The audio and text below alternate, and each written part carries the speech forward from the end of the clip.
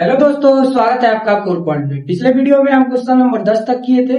इस वीडियो में हम क्वेश्चन नंबर 11 से करेंगे। ठीक है, तो क्वेश्चन नंबर 11 है कि 20 लड़कों का औसत वजन 89.4 केजी है, मगर बाद में पता चला कि एक का वजन 87 किलो की बजाय गलती से 78 केजी लिख दिया गया है। तो सही औसत वजन क्या होगा? ठीक है, बोला गया है कि 20 लड़कों का औसत वजन कितना है। 20 लड़कों का औसत वजन कितना है? औसत वजन 20 लड़कों का औसत वजन है 89.4 केजी। ठीक है, 20 लड़कों का औसत वजन इतना दिया है। कह रहा है ना कि 87 की जगह क्या लिख दिया गया है? 78 लिख दिया गया है। क्या लिख दिया गया है? 78। ठीक है, तो सही औसत वजन का पता लगाना है। तो यहाँ पर तुमको समझ में आना चाहिए क्या कि औसत बराबर होता है पदों का योग बटा पदों की संख्या। इस फॉर्मूले में हम रखेंगे कि 20 लड़कों का औसत वजन कितना है? 89.4 केजी। पदों का योग हमको पता चल जाएगा, पदों का योग। ठीक है, इस फॉर्मूले में रखेंगे। पदों की संख्या कितनी है? 20।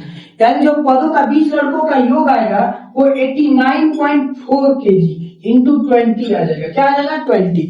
अब गलती से क्या लिया गया है? गलती से 78, यानी 78 को इसमें से घटा देंगे और सही क्या है? 87, यानी 87 को क्या कर लेंगे? जोड़ कर देंगे। अब पदों के योग में पदों की संख्या कितनी है? 20। इससे भाग दे देंगे तो हमारा क्या मिल जाएगा? औसत मिल जाएगा। यहाँ पर देखेंगे कि 89.4 इंटू 20, 78, 87 में से 78 जाएगा तो कितना होगा? प्लस का 9 डिवाइडेड बाई 20।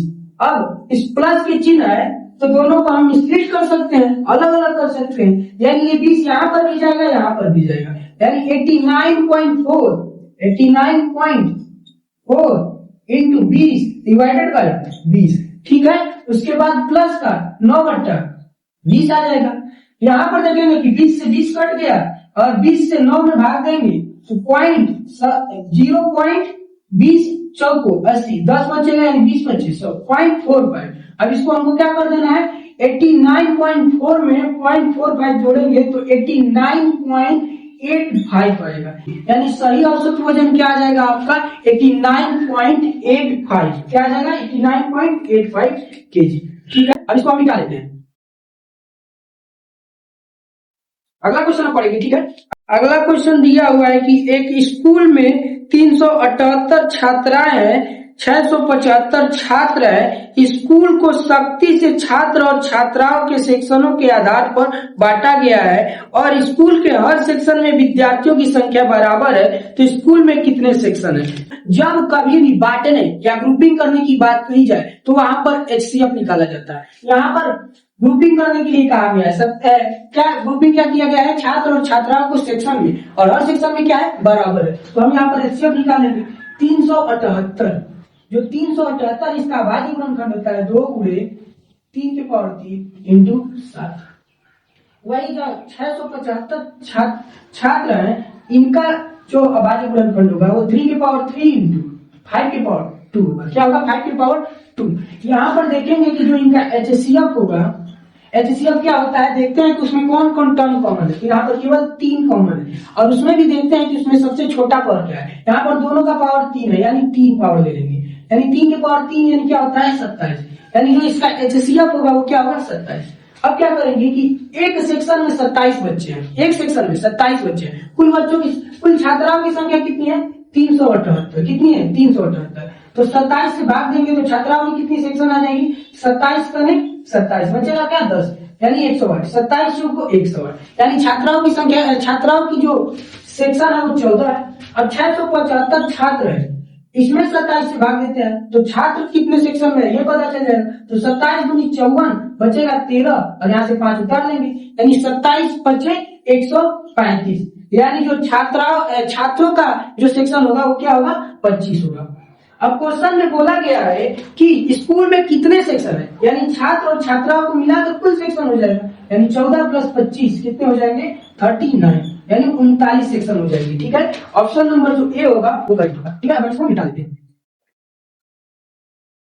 अब देखिए अगला क्वेश्चन है वो सीपीएसपी पर आधारित है। बोला जा रहा है कि 12 वस्तुओं का क्रय मूल्य 9 वस्तुओं के विक्रय मूल्य के बराबर है। 12 वस्तुओं का क्रय मूल्य 9 वस्तुओं के विक्रय मूल्य के बराबर है। क्रय मूल्य को कॉस्ट प्राइस से और विक्रय मूल्य को सेलिंग प्राइस से रिप्रेजेंट करते हैं। ठीक है, अब बोला गया लाभ प्रतिशत क्या है। तो सबसे पहले हम सीपी और एसपी का रेशियो निकाल लेते हैं। तो सीपी इधर एसपी गुणा कर रहा है, इधर एसपी गुणा कर रहा है, इधर आगे क्या करेगा, भाग करेगा।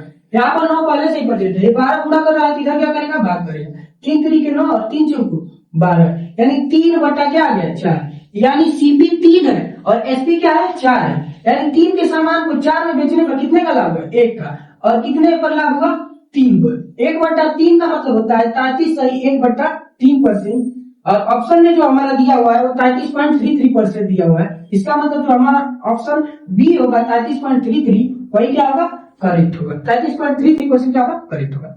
चलिए अब अगले क्वेश्चन की ओर आगे बढ़ते हैं।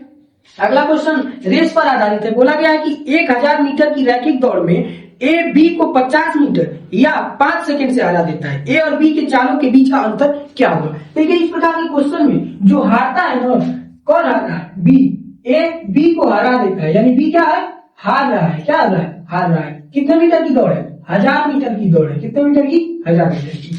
ए बी को क्या कर दे रहा है, हरा दे रहा है। बी हार कितना रहा है, 50 मीटर या 5 सेकंड से। यानी कहने का मतलब है ये जो 50 मीटर में हारेगा या 5 सेकंड में, यानी उसको 50 मीटर की दूरी तय करने में कितना समय लगेगा, 5 सेकंड। यानी स्पीड ऑफ बी होगा वो 50/5, यानी डिस्टेंस अपॉन टाइम कितना होगा, 10 मीटर पर सेकंड। बी की जो चाल निकल गए तो बी का समय निकाल लेते हैं, टाइम ऑफ बी। तो बी का समय क्या होगा, डिस्टेंस अपॉन स्पीड। डिस्टेंस कितना है, 1000 मीटर और स्पीड कितना है, 10 मीटर पर सेकेंड। यानी कितना आ जाएगा, 100 सेकेंड। कितना आ जाएगा, 100 सेकेंड आ जाएगा। ठीक है, तो बी है वो 100 सेकेंड में करता है और ये हार कितना रहा था, 5 सेकेंड से। 5 सेकेंड से हार रहा था तो टाइम ऑफ ए कितना निकल जाएगा, टाइम ऑफ ए निकल जाएगा 95 सेकेंड। और ये 95 सेकेंड ए को कितना दूरी तय करने में लगेगा, 1000 मीटर। यानी स्पीड ऑफ ए निकालते हैं, स्पीड ऑफ ए, डिस्टेंस कितना ट्रेवल करना है, 1000 और कितने समय में, 95।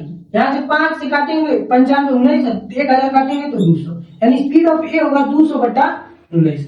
अब बोला गया है सवाल में कि ए और बी के चालों का अंतर क्या होगा। तो हम लोग क्या करेंगे, speed of A minus speed of B, speed of A minus speed of B. Speed of A है 200/19, स्पीड ऑफ बी है 10 मीटर पर सेकेंड। तो यहाँ से हम क्या करेंगे, 200 ले लेंगे, एलसीएम इसका 10/1, यानी 19 और 1 का एलसीएम क्या होगा, 19।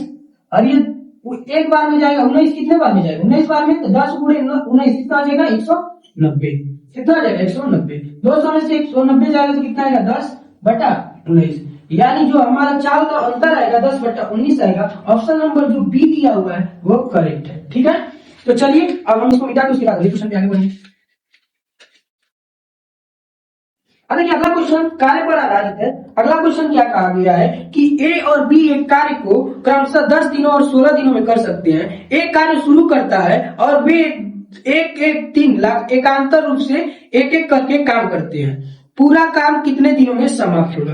क्या बोला गया है कि ए एक कार्य को कितने दिनों में कर सकता है, 10 दिनों में कर सकता है। बी कितने दिनों में कर सकता है, बी कर सकता है 16 दिनों में। बोला गया है कि ए शुरू कर रहा है, ए स्टार्ट दे रहा है। ठीक है, स्टार्ट दे रहा है और कितने दिनों, ए क्या कर रहा है, स्टार्ट दे रहा है और एक काम दिन पे, ए के बाद बी काम करेगा, जैसे ए काम करेगा।